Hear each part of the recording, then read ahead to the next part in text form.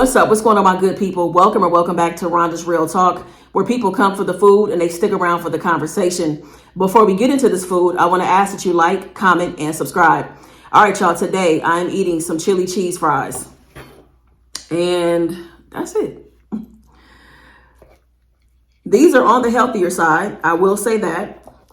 I'm going to show you what kind of chili I use and everything. So, I'm going to give y'all the first bite. Oh, this is a big bite, too. Don't fall. Okay. First bite for y'all.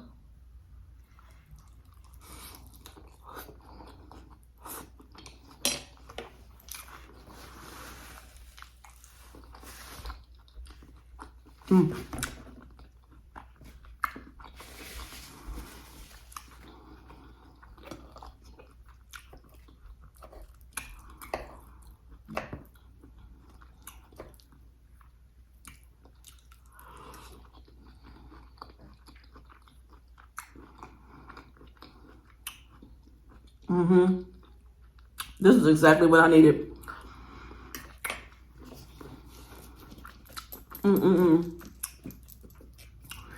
This does not need ketchup, but I'm gonna put a little ketchup and a little hot sauce.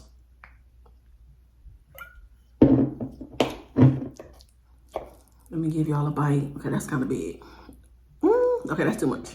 All right, let me give y'all a bite with some ketchup and hot sauce. For those that like it like that, some of y'all might not like it.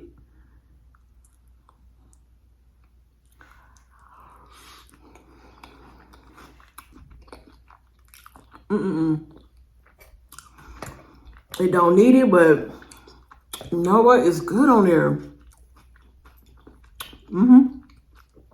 Oh, yeah.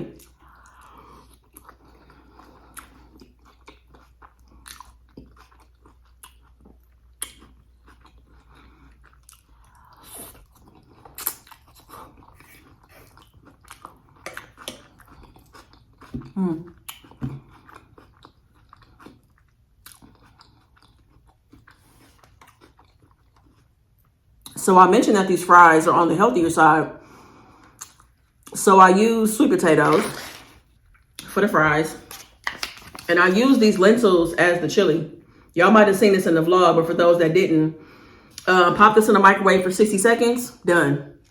I got a big box of these lentils from Costco too.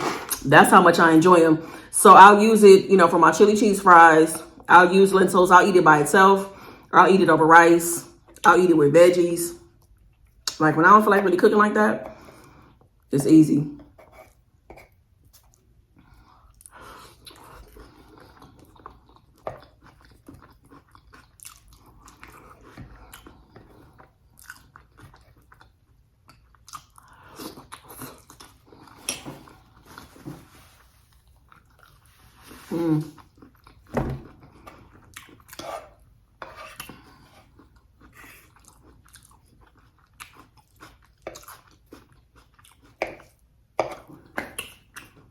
That ketchup and hot sauce combo is good. So what's up, y'all? How's the week going? I'm recording this on it's Saturday. This isn't coming out until Wednesday. And yeah, it's been a very productive day. I went and got my eyebrows done. I'm in the middle of filming a vlog.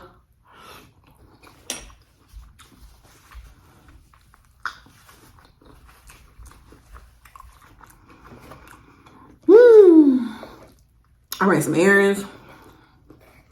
It's been a good day. So, of course, many of y'all are used to my food content in terms of like eating videos, mukbangs. I'm going to continue to do mukbangs, just not as often as I've done them in the past.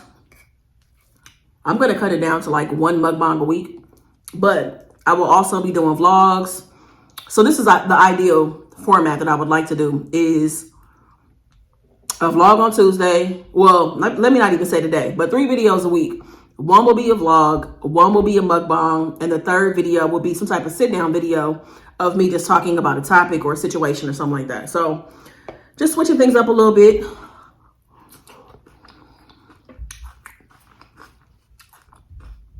I enjoy mukbangs, but, you know, I just want to mix my content up a little bit. So if you aren't really into mukbangs, which I have talked to so many people that are like, Rhonda, I do not like mukbangs, but I like your topics, I like your story time, stuff like that. Yeah, so if you don't like mukbangs, there are other things on the channel that you'll be able to enjoy.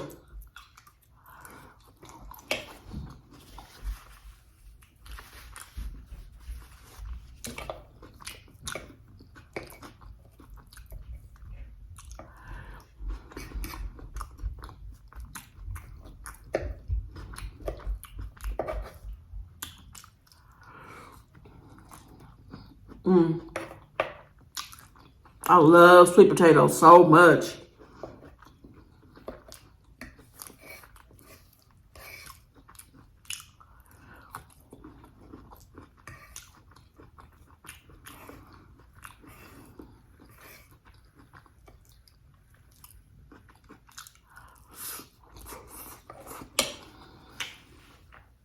I feel like I ate this fast. I was hungry.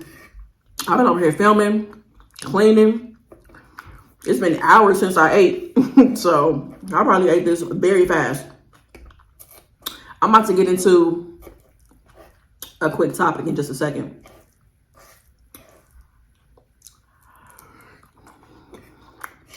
Before I get into the topic, if you have a topic, a question, or a situation that you want me to address here on the channel, go ahead and hit me up at rondasrealtalk@gmail.com or send me a DM on Instagram at rondasrealtalk. All right, so I got a DM and this woman hit me up and was asking me about, keeping up with her goals. It's a new year. We're talking about like the pressure that comes along with, a new year when it starts, new year, new me, all that stuff, right? And in the end of our conversation, as we were going back and forth, it really just boiled down to her being content with her life, pretty much. And so I felt like that would be a really good topic to talk about here on the channel. And so the reality of it is that every time, New Year's Eve rolls around, the year's coming to an end, it's time to reset, thinking about new goals. What did you accomplish? All that stuff, right? And I do think that there can be people that feel pressured to think about goals. What should I be working on? What should I be focusing on? Where should my time be spent, right? And so this conversation made me realize, that it's really okay with being content with your life.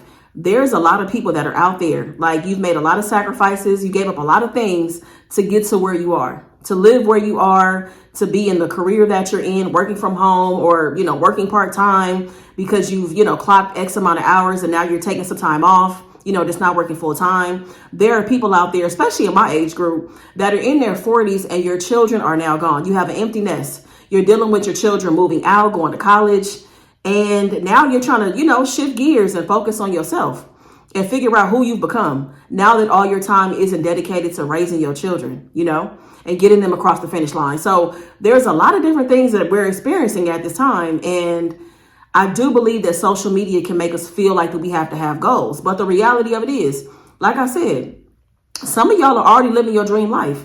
And if you aren't exactly where you want to be, you still made some huge strides and accomplishments in your life. You just bought a house. You just got married. You're rebuilding your life from different things that happen, right? We have faced so many adversities, right? Before the pandemic, during the pandemic, after the pandemic, just trying to get used to life all over again. So many of us are exactly where we want to be. And maybe this year is just about settling in, enjoying the life that you've built, the life that you had to rebuild or create after whatever you've experienced. So maybe this year is about just chilling, just going with the flow, just, figuring out, exploring your new neighborhood, trying to get to know your new partner, right? Whatever it is. So yeah, I think it's okay to just be content with your life and not overwhelm yourself with a bunch of goals and writing down things that you don't necessarily want to dedicate your time to this year. Maybe you want to work on it next year. Maybe you want to start these goals in the middle of the year, right? Like I just don't want people to feel burnt out and pressured to do these things, because now you write all these things down and you start to feel disappointed when you aren't working on them and when you aren't moving the needle and when you aren't achieving these things. You start to overwhelm yourself. So yeah, it's okay to take a step back and not feel like you got to live up to what everybody else got going on around you. You know what I'm saying? Like, I feel like my goals and things that I want to work on this year, you know, now that I'm settled into my new city, there's still a lot for me to learn. One of my goals this year is just like still exploring Columbus and finding some of my go-to spots. Like, what's my favorite breakfast spot? Where's my favorite sushi spot? So I got to go out and explore and try new things. So I'm excited about that. But also this year looks like me figuring out hobbies. I was just telling my honey the other day is that, I was like, you know what? I've never like learned how to play chess. And this guy, I was listening to a podcast, he was talking about chess.com. And I was like, maybe this year, one of my hobbies is going to be learning how to play chess. I said, I want to learn how to go fishing. I've gone fishing before, but I was really, really young. So I need to figure out the ropes, what to do, get my license, get all the stuff that I need, you know. So part of this thing for me this year is actually just getting out and doing things that have no pressure. You know what I'm saying? Like, I need things to look forward to that don't have any metrics, don't have any numbers attached to it. I'm not trying to make no money off of it, nothing. I just want to go out, do, and be. Those are some of my goals for this year. Of course, I have other goals that I'm working towards, and you know, I'm breaking my goals up this year in quarters. I'm working on things in a quarter system, and I actually really like that. I've never done that before, but it feels like I'm taking a small bite instead of a big bite. You know what I mean? And I actually really, really like it a lot. So I feel like I'm getting things done, but I don't feel overwhelmed. But at the same time, again, this entire topic was just to say, it's okay to be content, y'all. It's okay to be happy, to be where you are, to take it in, to soak it up, to not put anything extra on your plate. It is completely okay with that. Because like I said, I've been having some different conversations of people just settling into the fact that their children are not coming home every day after school. You know, their kids are in another state going to college, right?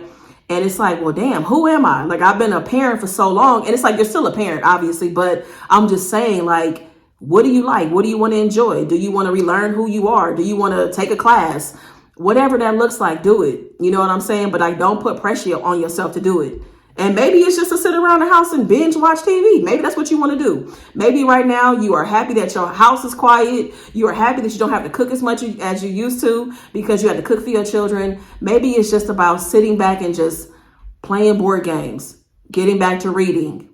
That's it. It is completely okay to have a goal of just reading 1 to 2 new books a month. That's cool. And it's no pressure. So me and her had a really good conversation, like I said, on Instagram. And I was like, I want to remind somebody that may need that reminder to take that pressure off yourself. The sacrifices that you've made, the accomplishments that you've made up until this point, it may just be time for you to just chill and just enjoy your life for what it is right now. And maybe it's time to revisit goals next year, the middle of this year, end of this year, whatever. But yeah, just do what feels best for you. Do what feels best for you. Take some of that pressure and take some of the things off your plate. It's completely okay for you to chill and rest. You know, rest is very important. So yeah, y'all let me know how everything is going so far in the new year. Any exciting news, any projects that you've started. I'm definitely working on some projects and got some new things rolling out coming very soon that I'm excited about. But like I said, the bite-size approach is really helping me a lot, helping me stay focused so that I can make sure that I follow through. Because I shared that with y'all that this year, the 2 letters that I've associated with this year are FT, which means FaceTime. Make sure I FaceTime my family more, and also making sure that I follow through on the things that I set out to do. I don't want to overwhelm myself to where I, revisit my goals in June or July and I'm looking at a whole bunch of stuff that's not done and it's nowhere near being done. You know what I'm saying? And then I don't want to be all in my head and feeling overwhelmed and questioning myself at the end of this year because of all these goals that I, just did not follow through with. So yeah, the 90-day approach is really good. I like it a lot. It's working out very, very well for me. So that's it, y'all. So hope you enjoyed the video. If you did, be sure to give it a big thumbs up. I will meet y'all in the comments. Make the best of the day. Be good to yourself, y'all. Peace.